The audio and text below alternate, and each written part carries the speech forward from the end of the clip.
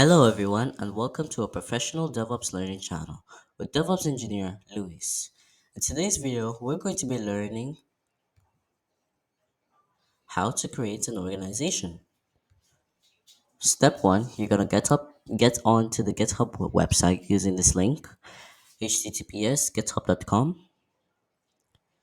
Step Step two, you're gonna click on your profile picture. Then you're gonna click on your organizations.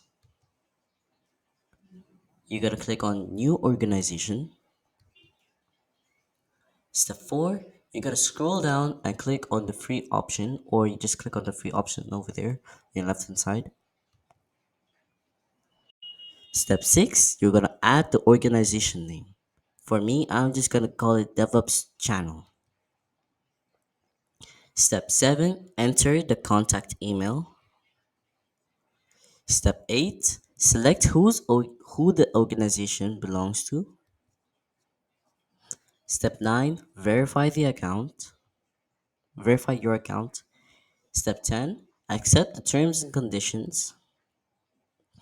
Step 11, that's optional. You add the members to the organization.